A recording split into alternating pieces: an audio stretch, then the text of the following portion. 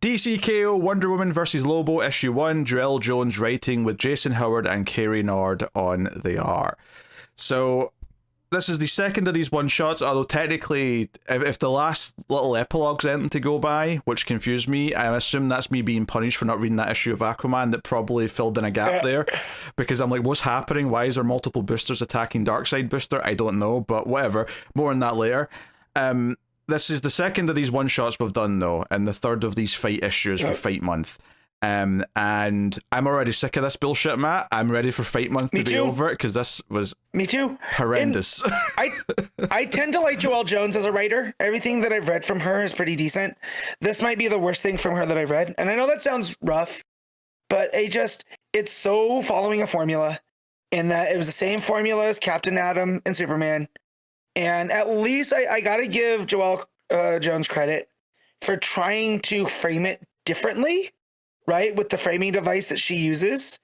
But it's still the same thing. They fight, there's an early KO, they fight again. Well, yeah, I mean, that's part of it, is though, is like, there's a best out of 3 fight, right? Mm-hmm. And I was like, okay, we're still doing that, but at least maybe it'll be something different. And then once the first KO happens, it's like, okay, now you both take different forms. And I'm like, oh, so we're just doing exactly the same thing as that other fight issue. Yep. And then not only that, like, everything about it's just so, like, meaningless and random. It does not matter. Like, the second round, it's like, hey, Diana, you've got all 3 Wonder Girls to fight with you this time. How is that fair? Yeah. That doesn't make any sense. No. And the justification is because in this form, the Wonder Girls are part of who Diana sees herself as. And I was like, okay, so then why doesn't, the Flash get the entire Flash family then? Right? Like, I don't, Or it just wasn't a good Superman last week. There's tons of Superman family members that could have technically shown up mystically to help him out, going by this logic. So there's that, and then the fact that round 3 ends up in lots of little rounds in and of itself, because it's like, hey, we're going to do a round of chess in round 3. We're also going to do a round of car jitsu, or whatever they called it. We're going to do a round of this thing. And I'm like, this is all just random nonsense. None of this matters. None of it means anything. None of it matters. And Pete, it wasn't just chess. It was chess boxing. Oh, of course, yes. Yes, right. So it was a little bit silly. See, I wish that was in there earlier, because then it would have put me in a better mood, because that was silly, right? Like, I was getting some chuckles out of that. The card jitsu, that's a funny joke. But I don't want it at the end of this comic that I already am like, oh my god, this is already too many pages. Yeah, it's it's a longer issue. It's like 30 something pages, and it's nothing. The sad part is that, like, I could tell after the first 5 or 6, once it sort of got into it and they'd already started fighting, I wasn't really liking the art, if I'm honest. I think Wonder Woman looks weird on those first several pages. They've got the thing where their face is all in shadow, but it just looks kind of weird. And also they've kind of repeated the same panel over twice, so it just feels lazy on top of just not looking very good. So you've got that, me not liking how it looks, not liking the vibe, not really ever really been in that much love with Lobo's sense of humor, which is a big part of all of this. And it just feels like, like, at least the Superman Captain Atom issue, as much as I didn't think it added that much, it still adhered to this idea that Superman's struggling with fighting someone to death because he's Superman and he's having to get over that. I don't think it added anything that the main issues didn't do, but at the very least it was still there and added some kind of character conflict beyond just he has to win the fight. Here, it really does just feel like fight. I mean, I guess the closest you get to actual, character in here is that Lobo keeps just being a little bit sexist and calling her princess and darling or whatever, and her punching him when she gets angry. But it's not enough to actually give it any, real story or way. It just, I'm like, we're going through the motions, and this actively made me want to not read another single one of these issues. I'm like, I don't want to do any of these fight issues. We're probably going to end up doing some of them, but I don't want to anymore. No, I'm with you. Although I'm going to try to play the grass is greener type thing too, at least with a lot of the other characters. We mostly like them, right? It's not like a Lobo thing where we're going to get annoyed by characterization and whatnot. But yeah, this was a slog. And I hate reading Lobo. He's not a character for me. as much as I groaned when his second form in round 2 was New 52 Lobo, someone shitting on him for being the New 52 version, although it's a weird meta thing where literally one of the Wonder Girls says, what in the New 52 are you supposed to be? And I'm like, doesn't work. Why would a character in universe say that? It doesn't make any sense. Right. Like, it popped me, but as soon as I stopped and thought about it for a split second, I'm like, wait, this is stupid. Well, and again, I feel like that was just to inform people in case they didn't realize that was the New 52 version. Yes. Supermodel Lobo. Right. Joe would have done you there. A label. Just put a label next to his first like big panel saying New 52 variant or something, and that would do you. Yeah, for sure. Like one of the Wonder Girls yelling "What the frag" would have worked a lot better for me, right? Because they're picking up some of Lobo's lingo. And God, they are. See that page where he's revealed as a New 52 Lobo? The art on the bottom of that panel, like Yara Flor in the background. Her face is atrocious. And then even worse than that, Donna Troy doesn't even have a face. She's just a blank, flat surface where her face is supposed to be. Did not like this art. Yeah. Yeah, not for me. It was very, very angular.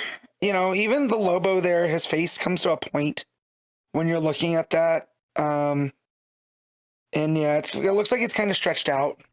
Like they pulled it from the top and bottom. But yeah, just the fight wasn't even that fun. It wasn't even a philosophical battle. At least we had that with with Captain Atom and Superman. This was just a typical fight. And with Diana, we already know that she's willing to draw swords and do things, right? Like, so my whole thing was I would have liked for this to be like a she wins both rounds right off the bat. You know what I mean? Like really put over Wonder Woman and her willingness to do what she needs to do. That someone unkillable like Lobo. Well, that's the other thing, is they get out at the end of round 3 where he's like, why do you keep fighting? I can't be killed. I made a pact with the devil or whatever we want to call him. And the entity just sort of chimes in and goes, you know what? We'll make that null and void for this. And then Wonder Woman kills him. And I'm like, okay, we could just do anything. We could just do anything at any moment. Right. I don't know. I feel nothing for this issue, but annoyed. No, which I did say, I did appreciate that that framing device that it starts off with we don't know it's the entity at the time, but it's somebody watching TV and they come across this battle, like it's a wrestling match, whatever, and it goes through the TV and then we go through the battle and then at the end it kicks back in. But I almost feel like the ending framing part doesn't start early enough, right? Because they just show up there at the end. When Lobo starts talking about that, which I didn't realize that's why he couldn't be killed. I thought that was just a Zarnian thing. Like he killed everybody else, and now as the last Zarnian, he can't be, right? Because he can be replicated by one drop of his blood or whatever. But yeah, I give it a little bit more points for being creative with that, but it comes from out of nowhere. Like you said, we're just doing randomness. Everything about these like fight issues just annoys me actually. Like we could just be anywhere, anytime, and that would be fine for one part of a story. I'm not saying that conceptually is always a bad thing necessarily, but I think it's a bad thing in terms of a list of comic book tie-in issues because they all just feel the same. And it's like, well, the next fight issue is going to take place in whatever background we want. They're going to fight in whatever way we want. And then all that really matters is who wins at the end for the sake of the next round. But nothing meaningful is going to take place during the fight itself. And in the case of this one, like, I don't think the fight had much of a flow. I didn't really feel like I was getting a sequence to sequence of like something playing out. It just felt like a lot of random punches and so on. And then on top of that, the art, at the end of the second KO, when Wonder Woman steals his bike or whatever, and she comes flying in, her face on the bottom of that panel when like the entity's clicking off the channel, like it's atrocious. Like this is. Like, John Romita Jr., like, had sex with, I don't know, another bad artist and shot this out. Yeah, it's not good. And you have Joelle Jones writing it, so you'd think, we have a good artist writing the story. Yes. Which is so weird. Oh, man, it's a bummer. It definitely bums me out for the rest of these, because, there are a couple I am still interested in. But like, it definitely makes me not want to go check out the Hawkman one, because that said, like, I feel like, all right, one round will be in Atlantis, one will be in ancient Egypt. Who knows what the third will be? And we'll get some kind of weird decisive victory. Mm-hmm.